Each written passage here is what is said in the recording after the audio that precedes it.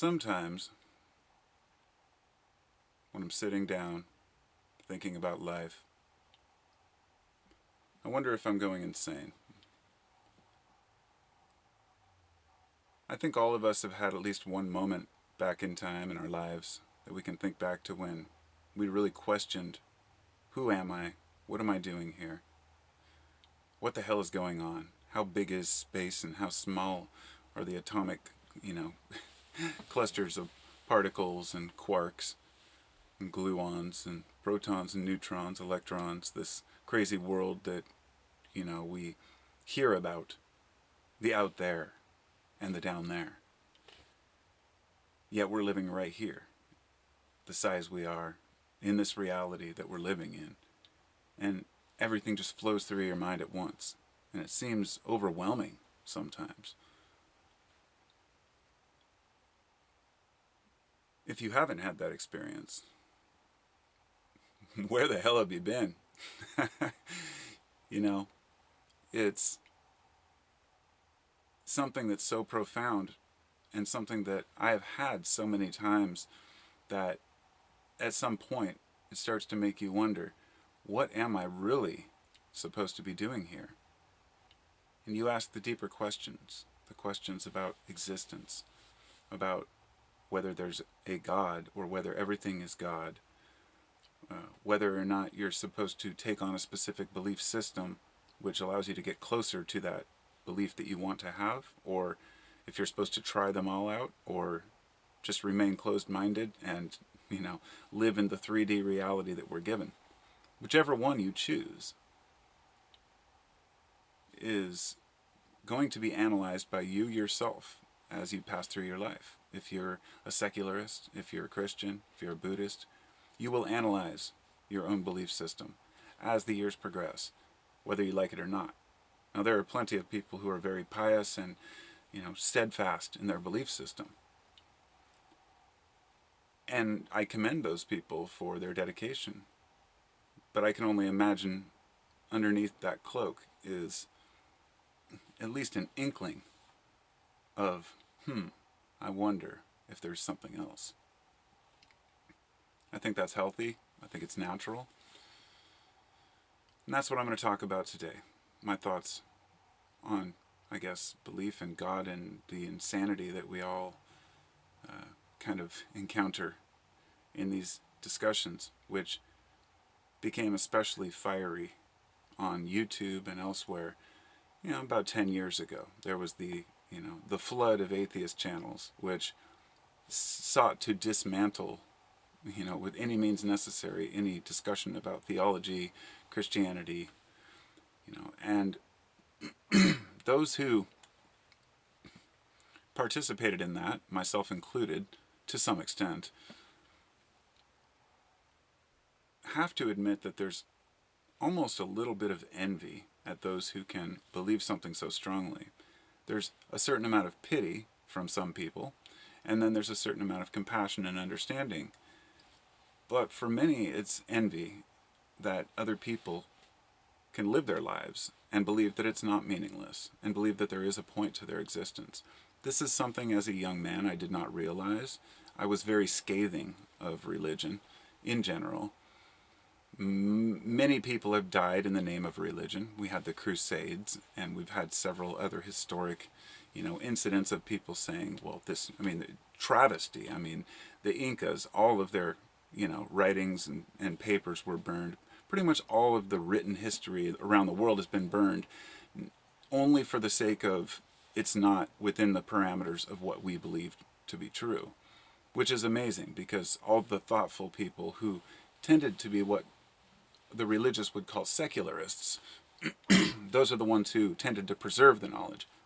Not always, but it came down to an interesting concept, which is that God doesn't want to be defined.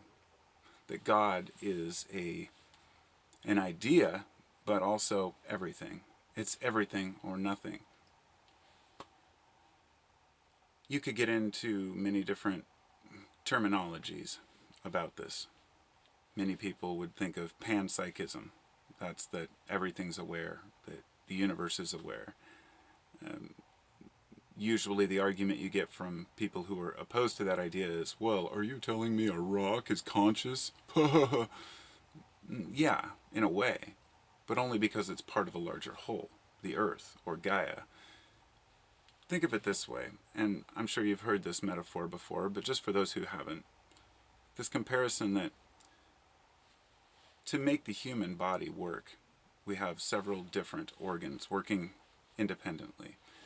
It's reductionism, is the fact that in order to have the whole, you have to have all of the parts working in unison, and you can break it down to each organ having its own cells, and those cells having their own particular bacteria or, even viruses that the body needs to reproduce, things like that. All of this works together, which makes the human being, which is conscious and aware. It's not too far of a stretch to see all of the groups of animals and plants and everything along the earth as a self-sustaining system, in which case the earth would be in a way conscious and trying to create the best possible environment for its inhabitants, right? We see this when animals become overpopulated in one area. A tree might produce more of a specific toxin, and the animals would get sick. This is actually something that was seen in Africa in a particular reserve, where the particular, don't remember which animals, but they were eating acacia bushes, and when they overgrazed in one of the reserves, then the acacia started producing a compound that didn't allow the animals to digest the food they were eating as well, and they started dying off. And we see that plants can call predators when they are attacked by animals or fungi. The world is so complex that the science that we've discovered, the scientific discoveries we've made over the past, say, 20 years, haven't taken a single bit away from my belief, which I've always had, that the universe is conscious and aware. It's only reinforced the things that I've already believed. I think a lot of people might consider me an atheist because of the way I talk about organized religion at times. And whenever I've explained how I really feel about God and truth, and I'm not afraid to use the word God now. I was, when I was younger. It felt awkward. It felt dishonest and like I was buying into somebody else's belief system. But there's no better word. You can use the all or the great or, the omnipotent, master, whatever you want. It doesn't matter. Soul, the sun, which honestly really is, the sun would be Jesus, the metaphor of Jesus. The Son would be the literal Son of God. God would be the entirety of the universe, the everything. And, we have so many comparisons in the Bible to events that happen seasonally, like even Jesus being dead for 3 days and rising again. We've heard these comparisons over and over. And what I would love to see in my life would be people from all different walks of life who have different belief systems coming together and saying, okay, let's not try to justify what's in our books, but rather really analyze things and say, where's the common ground here? And it's something that people often aren't looking for, especially not in certain religions that believe that they're entitled to a certain area, or their book tells them that they should own a certain land. That can get complicated in a hurry. But when we get back to who speaks for God, the term Yahweh, I'm sure you've probably heard Yahweh. Yahweh is a semi-pronunciation of the term YHVH and Yod He Vav He. It's letters of the Hebrew alphabet, Yod He Vav He. So there's 2 He's in there. And I don't want to get into the occult mysticism surrounding these letters and this word, but let's just say that Hebrew, the language, was designed very carefully and very purposefully as to how these letters sounded. But it's not just how they sound and what they relate to, but letters fit within other letters in the way it's written. It's really fascinating, and those are symbolic of ideas that fit within other ideas. So, at any rate, Yad-He Vau-He was, supposed to be this original name of God. And why that matters is really because it doesn't matter. The whole point is that people are very hung up on names and ideas. The name Jesus did not exist in the time Jesus was born. It was a name that had never been used, and it wasn't his name either. You might say it was Yeshua, which I had somebody tell me, my name's Joshua. So they're like, your name's the same as Jesus. I never knew what they were talking about until they go, okay, it was Yeshua, and there's another one as well. But it doesn't matter. These are ideas and metaphors, and I feel like humans are so hung up on the anthropomorphized version of God that we fail to realize that we aren't the be-all, end-all. We've even learned now that animals are more aware and conscious and calculating. The apes, they're aware of what's going on. They make plans, they make decisions, they have emotions. Even as back when I was a kid, they were questioning whether animals were emotional. And I looked over at my cats and I'd be like, what are you talking about? Hanging out with dogs and looking them in the eye and say, how could human beings not think that animals are aware and just as godly as every other creature? And I realized the hubris of humanity as I got older. Just how sure we were that we were the best and the greatest. Maybe that's what turned me off from religion in general. But religion isn't only about God. Many folks who have waited for a second coming for a very long time now, and this long history of battles and discussions about what's true and what's not, a lot's left open to interpretation. For me, instead of buying into the argument, I prefer to look for the archetypes. And there are many, many archetypes and allegories within these books, various religious books, that do help us understand ourselves better. So don't throw the baby out with the bathwater. There's always something to learn. And any book that endures for that long is sure to, be a blockbuster, right, for a reason. Even if it's a book that's been designed for a long time to keep people believing it. The irony of the Bible, for example, is that for the first 100 years, 200 years, it was against the law to own a Bible. If you were caught with one, it was like heresy, which is fascinating to me. Most books were this way. Many religious texts were. They were only about to be read by priests. Therefore, the interpretation was left up to the priests, and many of them were twisted. And I'm only saying this not to dispute books, but to say I'm disputing the accuracy of any one book of pointing out the full truth. Because if we look at every aspect, we gain a hell of a lot more, meaning all different belief systems and positions. There's a common theme, is that ego is your enemy. And the very ego that we have, you could break it down to the id and the ego and the superego if you want to get all Freudian and shit. I prefer to just say we have dog hair in our mouth. We have come so far as a species in trying to figure ourselves out. And part of that is being able to tame that ego, but still use that to drive us. The ego just being the self, not the I'm greater than you. That's, being egotistical in a way, but it's not the same thing as just having an ego. The self is what I'm talking about. Pride. Pride is something that's earned. So when we properly live our lives, and we live conducive to what feels right, then we take pride in our ability, even if it's an egotistical pride, of following along the guidelines we believe to be the right ones. And for many religions, it's, just living within a certain means gives people meaning and happiness. And, but pride requires work. So anytime we put in work, we are proud of what we've done. To be proud of this is why I don't believe in, you can have national pride if you want, but really that you can't be proud of your nation. You can be proud of the people in your nation or something that's happened, but it's just not a suitable term. You can't be proud of your your race or your gender or anything like that. You can, but it's not pride.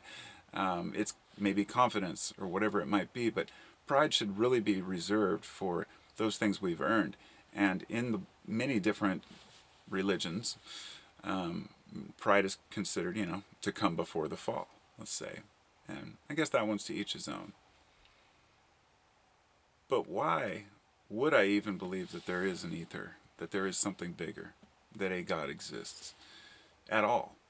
If I have absolutely no proof, no evidence, that would depend on what you consider proof.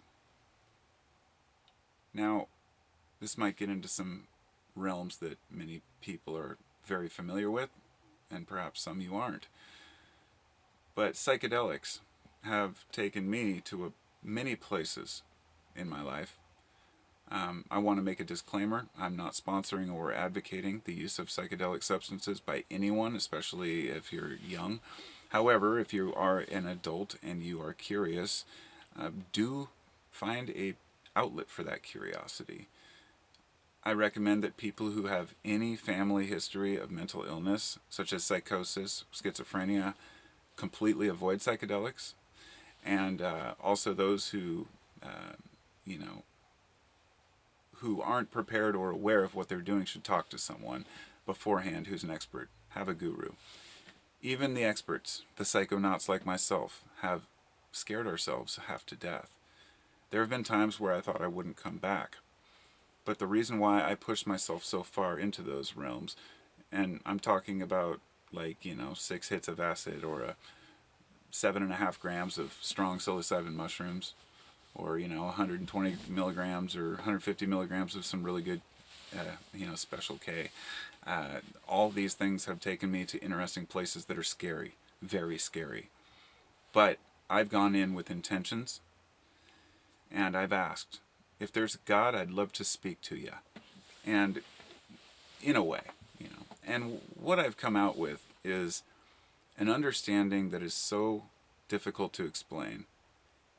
How people describe God as the 1,000 eyeballs, and people have tried to draw pictures of what I've seen that.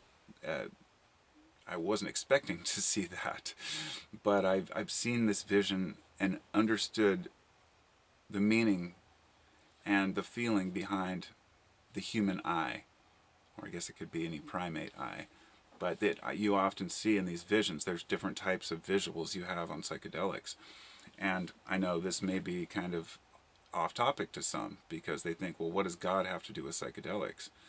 Everything. Our human minds are designed to tap into frequencies when we properly prepare them for that. Going into, say, theta or delta waves that the brain produces during wake or sleep activity, which changes throughout the day.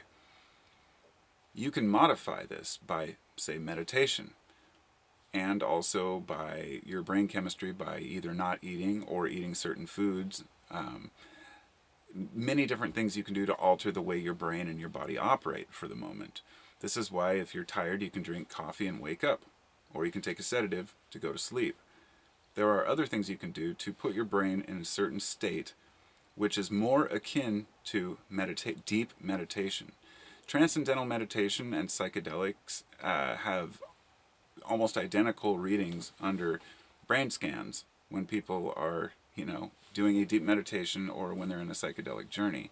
I know a lot of practitioners of religion don't want to admit that you can get this same sacred connection through using substances. However, just knowing that the brain produces endogenous DMT, endogenous meaning by the brain, that dimethyltryptamine, the strongest known psychedelic, is actually produced by the body and could be produced during death and during birth.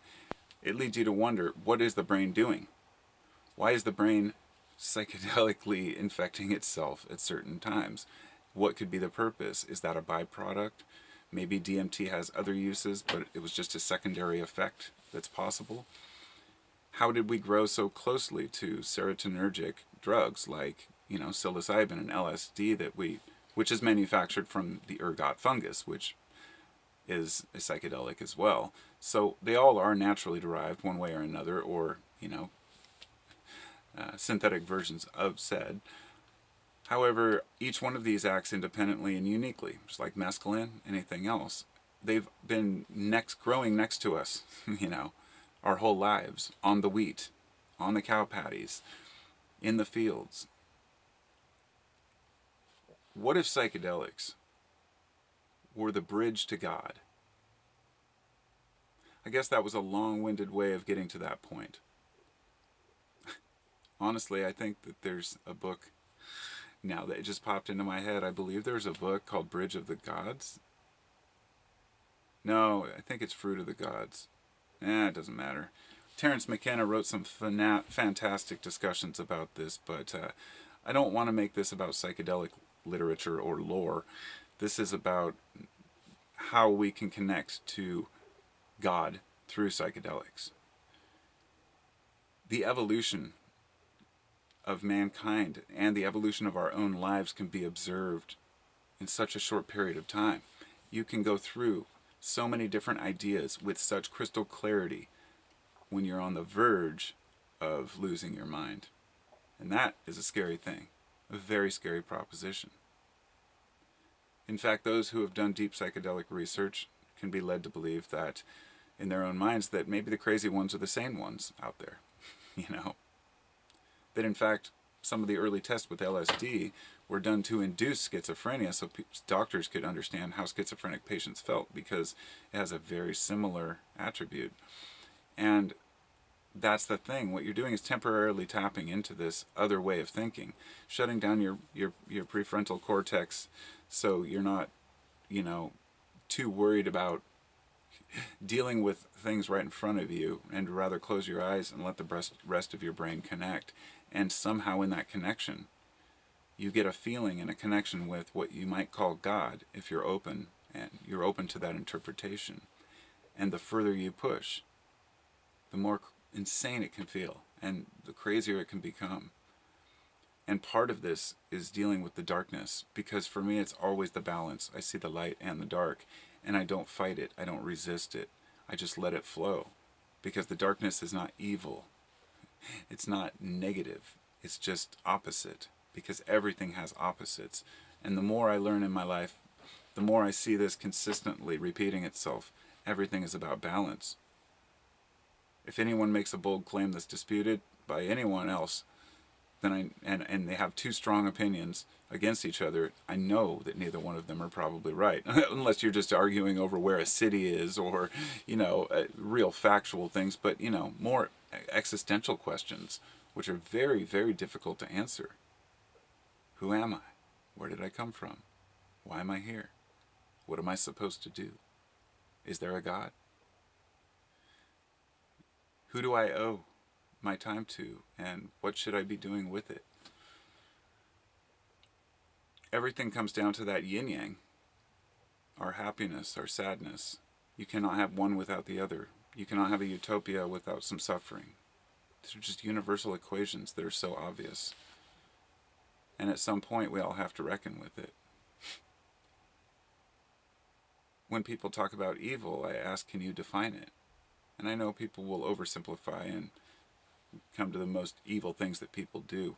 One of the unfortunate aspects is the most evil things people have done have often been inspired or caused by something that happened to them traumatic. So the question is, can we really call it evil, or do we just call it ignorance? We see things as evil because it's easier to digest than understanding there's a person under every face, a human being. It's our own ignorance. And this is often an argument against religion when people say, what kind of a God would allow this thing to happen? What kind of a God would allow this? How can anyone believe in God? I would say, whoa, that's where you've got to stay in the middle. I agree on that.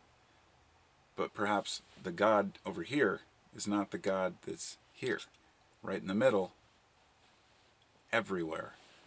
The one that's not as interested in your personal life, because things just happen the way they happen. Let me just say on this note, I don't believe in the argument against free will. This is an interesting concept, and I'm not going to spend more than a minute on it. But this philosophical debate has been ongoing for thousands of years. does mankind have free will? And the argument's supposedly between free will and determinism. Now, where do you suppose the truth lies? Somewhere in the middle, right? Well, I'm guessing it leans further towards free will. There's no other way to look at this equation. You can never prove or disprove free will or determinism. When something happens, it happens. When we make a decision, we make a decision. You can argue that decision was pre-made until you're blue in the face. It won't matter to people. And my point for bringing that up is that these are the pathetic ideas that we spend so much time arguing about. We act as if it's deep and important. I feel the same way about talking about multiple dimensions and whether we're living in a simulation.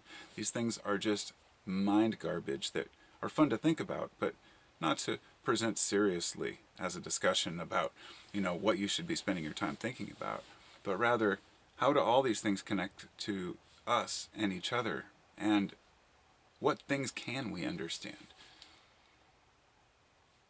People have always tried to convince others that they have the truth. Anytime someone tells you that they have the truth with a capital T, you just be careful and question everything. We have the arrogance and the hubris to think that we know because it makes us more comfortable to believe as much.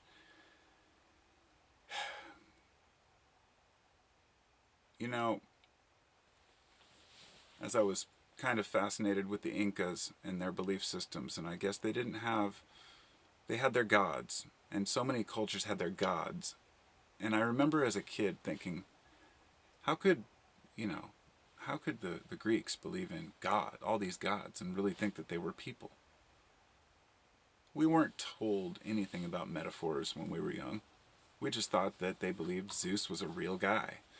Of course not. People aren't stupid. They were very intelligent. What they were doing was they were anthropomorphizing the systems that existed in their world so they could pay homage to those specific things. When, today we don't really think twice about it since most of us don't farm, but you need that rain. You need some sort of a god to pray to for that rain and for the rivers to flow and for safety on your travels. This makes sense. But knowing that it's a metaphor lends a completely different angle. It means that what they were doing is putting forth intention. The same way as I'm entering a psychedelic journey, I would put forth intention to make sure that I pass through those gates safely and return back to shore. And with that intention put forward, the belief is that the universe responds to your needs to some extent. Now, whether this is true, I will not dispute or argue for or against here. That would get down to that ridiculous movie, The Secret, which told you can just wish and want for anything and it just comes to you. This is very, very shallow and only partially true. Thanks, Oprah, for entering everyone into that one. But I actually fell for a lot of this kind of like new age thinking when I was younger because it sounded plausible. But eventually you realize, no, you don't just ask for what you want and it comes to you.